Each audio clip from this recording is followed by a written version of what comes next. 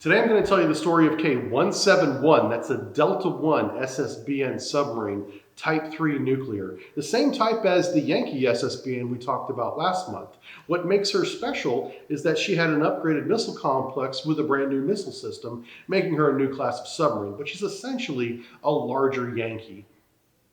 She is the first submarine to be built in Sevmash Shipyard and deployed in the Pacific Ocean. So she was setting the standard over there. And when she got to the Pacific, she suffered a series of serious casualties that are unfathomable to be happening today and still maintain operation. But that's how things operated in the Cold Wars. Despite the casualties that resulted in deaths, they maintained their SSBN patrols in spite of all that. If you want more stories like this, head over to my patreon.com/subbrief, and for $1 you can have the entire library, including all my research notes, all my photos, line drawings, and some unclassified CIA briefs pertaining to these systems. All right, enjoy. All right, K-171, keel laid in 1973, launched and commissioned in 1974.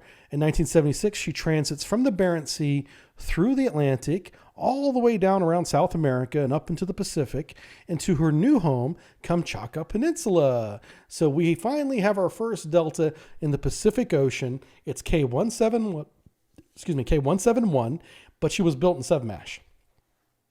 But that's okay. So she's over here now. So where's Kamchatka Peninsula? Here's a great view of it on the Pacific side of Russia, north of Japan, kind of west of Alaska. It's this big peninsula that comes down, and there's lots of shipyards and bases in and around the Sea of Okhotsk, which is the one to the shallow water sea to the west there. But two major submarine bases are at Pavlovsky Bay, which is up on the main peninsula itself, and then Krasnikov Bay is the main base kind of down on the tip. And that is about a one-day transit between those two bases.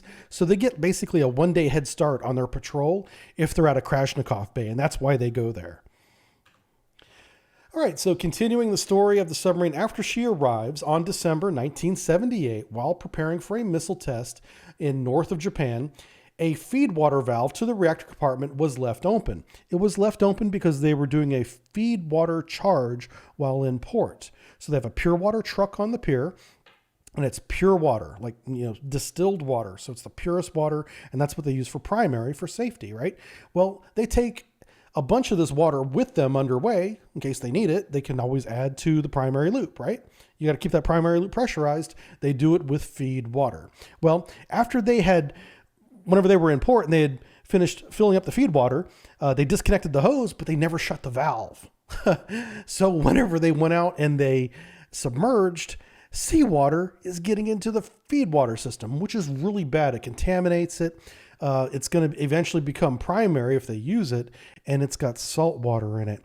And one thing about salt, any chemist out there, salt loves radiation. You get some radioactive salt, it'll be radioactive for a long time. So you don't want to get salt water anywhere near your nuclear fuel, but that's what they've set themselves up for now. And so they have seawater entering the reactor compartment because the valve's open, and it's just spilling into the reactor compartment now. It's not even going into the primary, so it's going into the bilge of the reactor compartment at this point because the valve's open. The reactor is shut down, thankfully, whenever this happens. Okay, they're working on the other reactor. They have two reactors. One is up, one is down. The valve is open on the one that is shut down. So they've got that in their favor. So they open up the reactor compartment and they start removing the water with buckets, like a bucket brigade. All the engineering watchstanders. There's 10 or 12 guys, 15 guys back there. And they're like, oh man, who left the valve open? Who's finger pointing? And they're like, all right, everything's cool. We're not going to report this. We're not telling control. The people driving the boat up in the forward part of the ship have no idea what happened here. We're going to get the water out of the bilge, and we're going to send it into compartment 8. That's the main engine room. Put it in that bilge. And with that pump, we're going to pump it overboard. And that way nobody has to get in trouble. Everything's going to be fine, comrade. Okay, so that's what they do. They bucket brigade all the water out of it until there's just a little bit of water left in the bottom. They can't get a bucket down there to scoop it out because it's just a little tiny puddle of water. So they're like, what we're going to do is we're going to shut the door. We're going to pump all that other water off like we talked about. And for this little bit of water that's left, we're going to turn the reactor on. It'll get hot. That water will evaporate. No more problem, right? So that is the plan. That's what they're going to do now.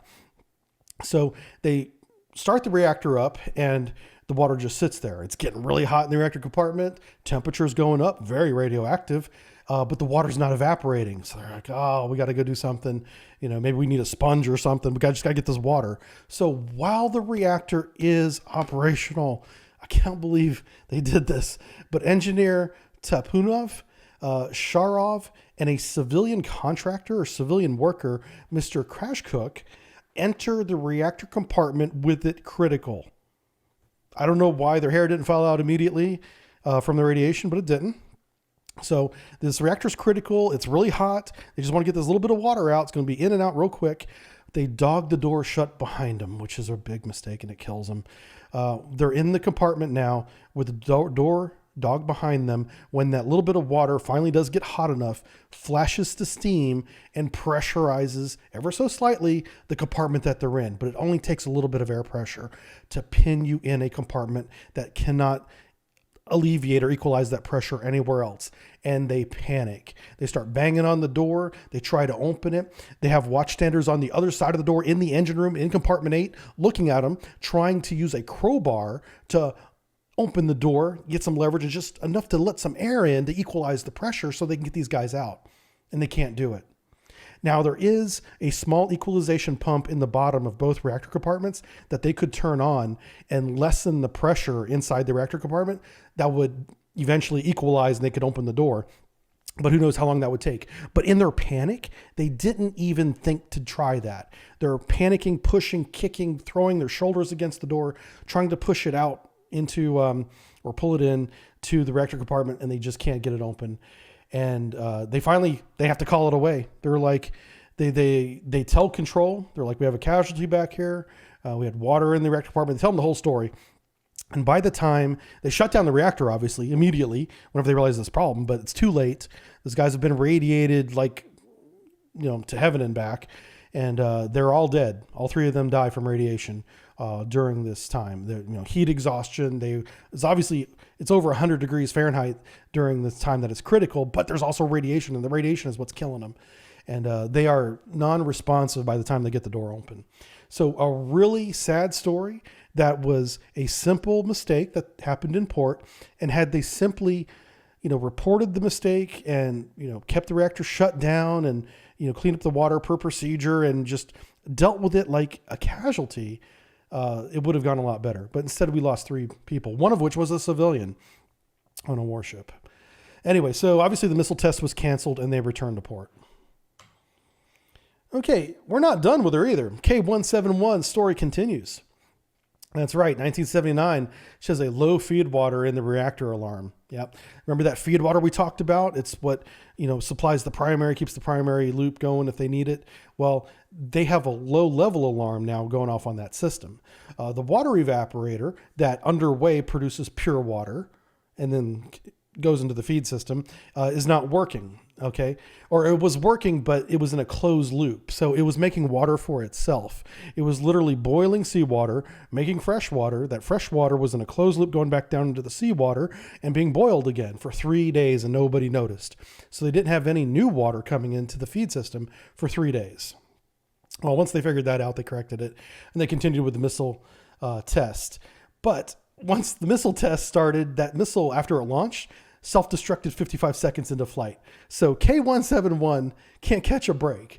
They're screwing up lineups. People are dying. Missiles are self-destructing. It's just a nightmare boat. A few years later, in 1981, after leaving the pier for patrol, a fire breaks out in compartment 10. Compartment 10 is all the way at the rear end of the submarine. I mean, it's back there by the shaft seals. There's hydraulic plants back there, but there's also these electric motors that turn what we call spinners. Russians don't call them spinners. We call them spinners because that's what we do. Anyway, so the electric motor in one of these catches fire. And this is like as they're going down the river. Like they can still see the pier and the base. They're not very far. They have a tug alongside them and a fire in the engine room. Well, they put the fire out, but they don't turn around. They keep on going. So they decide that they're going to just keep on going to sea, and they go out and they do their patrol. Okay, so they're out on patrol, and a couple weeks into the patrol, the evaporator doesn't work properly. So they're operating the evaporator in manual mode, And the human operators are not as efficient as the automatic operation is, because the automatic operation balances itself out perfectly, so it's making the maximum amount of water every day. Well, with a human just checking on it every 20 or 30 minutes and making minor corrections to the pressures and levels, they're not as efficient. So they're not making enough water for the reactors. So one of the reactors suffers a depressurization in the primary loop. This contaminates part of the engine room with radiation. Going back to having the compartments equalized, they had the ventilation line up in a way that if compartment 8 pressurized, compartment 9 and 10, going all the way to the back end of the submarine, would pressurize as well. So now they're not trapped in the engine room, but that means is that the radiation that leaked from the reactor suffering a depressurization is now in the entire engine room. So the entire watch team of 15, 20, however many people are back there, are all potentially contaminated. So they call it away. Thank God they're actually calling it away this time. The engine room is sealed, which that watertight door is normally sealed anyway, but they also sealed the ventilation, keeping the radiation from moving forward through the ventilation ducts and contaminating the entire submarine. For 6 days, the crew is not relieved. They are kept back there and making water manually until they have enough water to refill the feed tank to fill the primary loop and recover from this casualty. They only bring up one reactor, and it's not the reactor that depressurized. They leave that one alone until they can get back to port. But they get eventually one reactor back up online with enough feed water to get back to port. But they're not going back to port right away, comrade. No, we're only 3 weeks into this patrol. And even though we've had a fire and we've had this radiation casualty that potentially contaminated multiple watchtenders in the engine room, we're going to continue our patrol because that's what we do in the Soviet Navy. And so after putting the one reactor back online with just enough water to get them going again, they spend 30 more days on patrol, completing their nearly 60-day deployment. Yeah, that's the mentality we're talking about. Despite all the hazards and things that went wrong with K-171, they still completed their mission. It's almost as if they fear failing their mission more than anything else. And that's not a good mentality when you're working with reactors and radiation and nuclear weapons. You want those people comfortable in that work environment to tell superiors about casualties. Otherwise, you're going to have a bunch of secrets until something gets out of hand, like we've already seen happen. K-171, we're not done. She, in 1985, deploys just north of Hawaii, kind of what I alluded to earlier. So a very not Southern Pacific technically, but she went very far south in her patrol area to be just north of Hawaii.